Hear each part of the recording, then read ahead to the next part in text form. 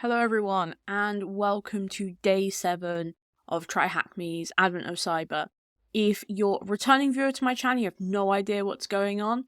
TryHackMe runs an event through Advent, which is from 1st December to the 24th of December, that gives you this really nice breadth of cybersecurity challenges that you can do.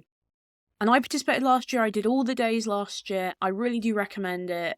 It gives you a lot of exposure to a lot of different things. And as part of that, I get to make some of the solutions videos. There are also prizes and you get a certificate. So this is for day 7. As you can see, we've done some machine learning already. We've done some log analysis. We've done some brute forcing. Reverse engineering is such a great reason to gain more skills and to really push yourself to learn. We're doing log analysis. Tis the season for log chopping. To take revenge for the company demoting him to regional manager during the acquisition, Tracy McGreedy installed the Crypt Toy Miner, a malware he downloaded from the dark web on all workstations and servers.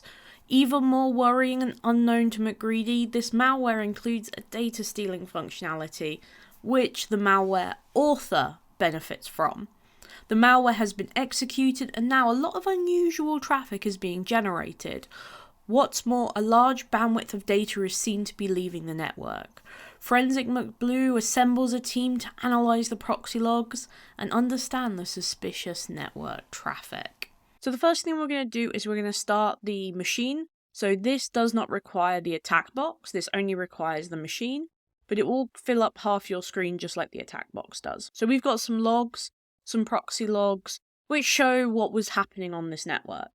So before we get into the solutions, a quick information on these logs, this is very important. We're going to need this. So a log is essentially this piece of data here.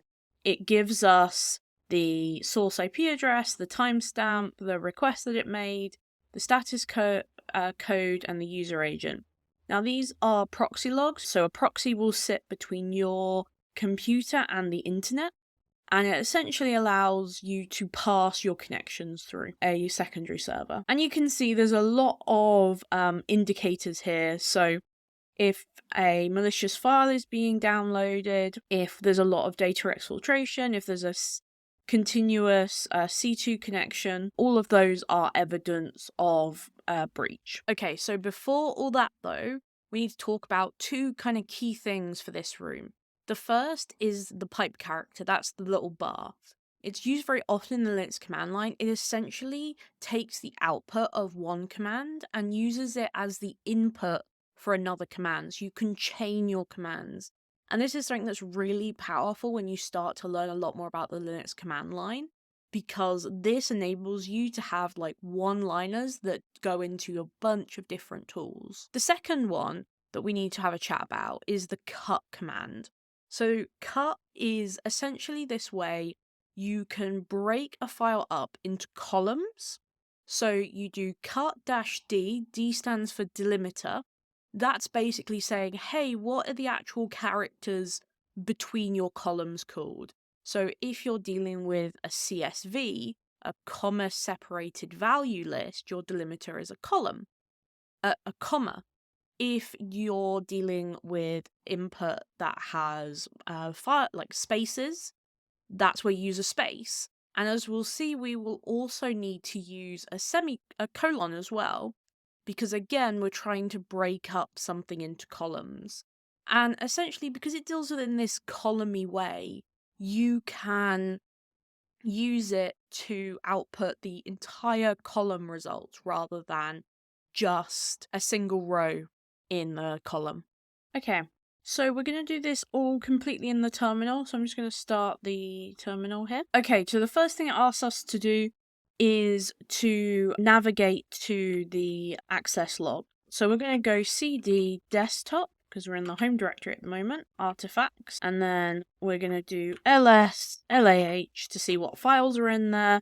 As you can see, we have a file called access log. So for an idea of what's in access log, we can use the head command and see generally it's logs in the format from above. So how can we start to break this down? We can use cut in order to chop it up into columns. So these are all the columns we have. We have the timestamp, the source IP, the domain and port, the HTTP method, the URI, the status code, the response size, and the user agent. So if we use cut here, so we're going to do cut D, we're going to break it up on a space, and we're going to grab F1, so that's the first column, so in this case, the timestamp, and then we're going to just tell it the file, so access log, and you can see it's just grabbed the timestamp there. So if we wanted to access column 1, 3, and 6, so if we look here, we can see the timestamp, the domain and port, and the status code. We can just go into here and add 3 and 6. So that's grabbing column 1, the timestamp, column 3, the domain and port, and then column 6, the status code. We can see we've got the timestamp, the domain name, and then the status code, as we can expect. And again, we can start to take a look at some more complicated ones. So if we go to 2, which is the user agent, we can see that it's not quite giving us the right information, and that's because we're using a space here. So if we now use, we can see the same command can get 2 different pieces of data depending on where it's going. Okay, so we can then pipe this out to different tools or pipe from different tools into this. So if we do grep 10.10.140.96 and then give it the file access log, we can then do a pipe, which is the bar, and then we can add more commands afterwards. So we're going to use head n5, which will just give us those first 5 options. If we change that to be 7, it's going to give us 7. So we can start by getting the unique domains accessed by all the workstations. So we're going to be using sort, unique, and cut. So we're going to start with getting the third column here. And if we scroll up, we can double check what that third column is, domain and port. So we're going to do cut D on a space, get the third column, and then we're going to give it the file access log. We're then going to cut it on the port and just grab the first one. IP address, port, we're just getting rid of the port, we're just keeping the IP address. So that's the first column if we were to split it by a colon. And then we're going to use, and if we see here, we're just grabbing the domain names. The problem is because we're grabbing each one individually, it's very hard to parse it. So let's go into here and add unique, which will then remove the duplicates and just show us the unique ones. So we can see we've got Active Directory, Windows.com, whatever. We can then add the connection count. So we can go into here, go to unique and see, and then it will show us how many unique instances there are of that domain name. Again, we can go into here and do a sort, and then it will sort it again by the largest number first. We can see that domain that has the least connections is partner services, getmicrosoftkey.com, and the one the most is office.com. Okay, so let's try and answer some of the questions. We'll start with doing how many unique IP addresses are connected to the proxy server. So we're going to start by doing a cut D. We want to cut it on the space, and then which number do we need? If we look, we can see source IP is position 2. So we know that's going to be 2. Let's scroll back down here. So we know that's going to be F2. We can then do the file name. We're going to do sort. So that's going to sort all those IP addresses. We're going to do unique C because we only want the unique IP addresses, and then we can also order them. So we can count these. I mean, we don't really want to count them, so we can do WCL. And we can see there's 9 IP addresses. So we're going to press 9, submit it. Amazing, done. How many unique domains were accessed by all workstations? So we can look back here, and we can do another cut D. Now we're looking for the unique domain, so we're going to do an F3. And as we said before, we need to separate out the domain and the port. So we're then going to do another cut, and we're going to do cut-D. Instead of a space, we're going to use a colon to separate out the domain name and the port. Then we're going to do a F1 because we only want that first column. We can then sort them, remove all the ones that aren't unique and get a count. We can sort them again, and if we paste it out, we can see there's a lot of numbers there. Again, let's throw W just to count the lines for us, and we can see that's 101. can go back to the question here. Excellent. Our next one is related. What status code is generated by the HTTP request to the least access domain? So let's have a back look at this little log file here. We see the least access domain is partnerservices.getMicrosoftKey. So how do we do that? Surprisingly enough, we're going to use cut. We're going to use -d space. And this time we want to keep the HTTP requests. So we're going to grab the third column and then the sixth column. Then we're going to get the file name. And then we're going to pipe a grep and search for partner services. And we can see here that this is returning a 503 error. Excellent. We're now asked, what is the name of the suspicious domain? So we're going to grab this again. We're looking for the most connection attempts. And we can see here we've got links, big bad stash.t. Cool. Okay, so for our next one here, we're looking for the IP of the workstation that accessed the domain. So again, we're going to look so we can get that list of all the things that we need. So we can see here, we can see the source IP address and the domain and port.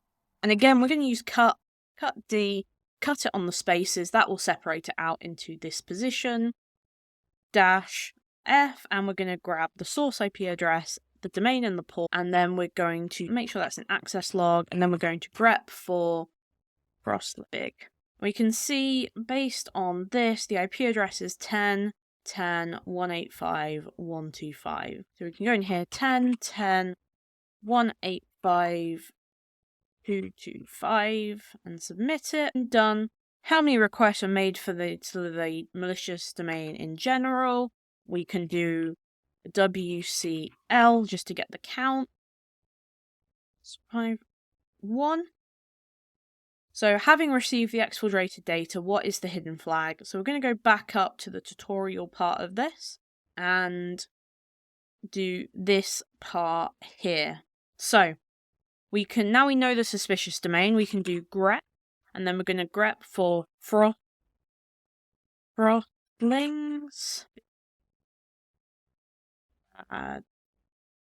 stash.tm in access log. We're then going to grab the head -n5, and we can see here all of the different connections, and we can see there's a little query string here in the domain. So let's try and grab just that. So we're going to replace that head with another cut. So we're first going to cut it, so we just grab the columns like usual. We're going to grab the fifth column. And if we look here, we can see that the fifth column is the URI. So that's the actual URL that has been accessed. Then we can cut it again on the equal sign, and that will just grab everything in this part of the column, but only after this equal. So we're going to grab the second column for that. I'm going to press go. And we can see here we've just grabbed those query strings. Based on the way the data looks, we can say it's probably base 64. So we can decode it. Again, we're just going to pipe all this into base D. And we can see some of the data that's been exfiltrated. And if we have a look, we can see here, this is the flag that we need to complete it. So we're going to just open the clipboard there, scroll down here, copy it, paste it in here, and that's day 7 done. Thank you very much, everybody. Okay, so if you've enjoyed doing log analysis, you can actually go to the log analysis module in the SOC Level 2 path to do way more log analysis and have a go at some of these labs. So thank you very much, everybody, for watching. I will see you all in the next day. I'm going to be with you for 3 days in total. This is just day 1, so I'll see you on the next one. Bye, everyone.